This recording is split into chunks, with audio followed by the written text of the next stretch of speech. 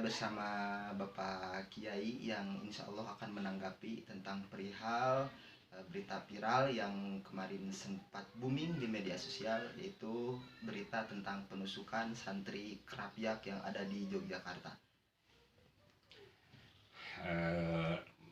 Permasalahan itu barangkali bukan 1-2 kali terjadi.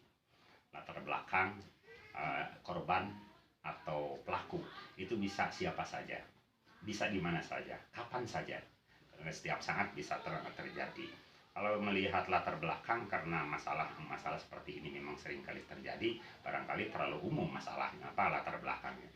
Jelas apapun pasti terjadi, itu tidak lepas daripada sebab gitu.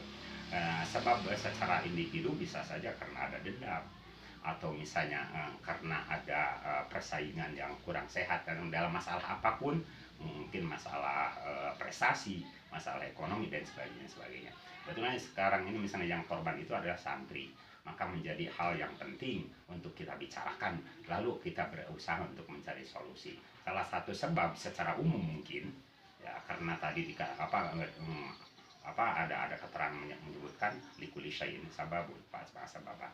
Kita mengikuti sebab, maka segala sesuatu ada sebabnya. Kalau istilah orang Sunda itu ayah hasib ayah sirna. Maka kita itu apakah mau membesarkan hasil atau api, atau justru memadamkan api, maka itu terjadi itu adalah misalnya terjadi seperti ini, maka barangkali melihat masalah ini dari berbagai aspek, dari berbagai sudut pandang. Barangkali secara umum itu terjadi barangkali di mana saja, sekali lagi kepada siapa saja dan kapan saja. Maka salah satu solusi, dan ini pun merupakan salah satu bukti barangkali karena faktanya barangkali karena ada mungkin miskomunikasi, atau ada kesalahan sasaran, atau mungkin ada kesengajaan yang melatar belakangi itu bisa apa saja gitu. Dalam masalah ini barangkali solusi untuk yang sifatnya umum, maka ini pun barangkali merupakan salah satu bukti bahwa sudah kian dangkalnya pemahaman manusia dan kurang kentalnya manusia masalah etika, masalah akhlak, sehingga seolah-olah korban atau manusia itu sudah hampir dalam tanda kutip hampir tidak dibedakan dengan derajatnya atau kedudukannya dengan binatang. Maka dari latar belakang misalnya pelaku, kita melihat latar belakang kehidupannya gimana, latar belakang ekonomi, pergaulan dan sebagainya, termasuk latar belakang pendidikan dan agamanya. Barangkali itu akan berbuah kepada sebuah jawaban apa yang melatar belakang itu.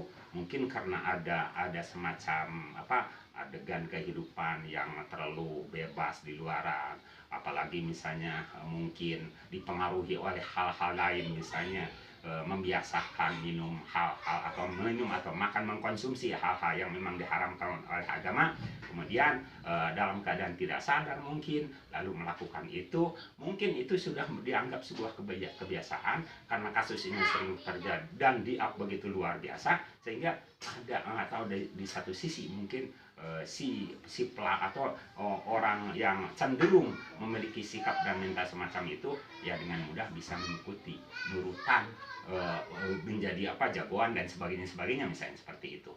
Lalu solusi barangkali kita sepakat insya Allah mengadakan pembinaan, dan mereka yang demikian itu bukan berarti harus diasingkan. Mereka baik yang korban maupun yang pelaku sama-sama manusia yang ya harus sama-sama kita dudukan, kita posisikan dalam kedudukan yang tepat barangkali. Dan hukum itu kan sifatnya merata bagi semua atau berlaku bagi semua dengan tidak membeda-bedakan status sosial dan sebagainya. Semua salah adalah salah, benar adalah benar, tapi dalam penanganannya supaya hal ini terjadi hanya ini yang terakhir, dan untuk kemudian tidak pernah terjadi lagi kepada siapapun, kapanpun, dimanapun barangkali.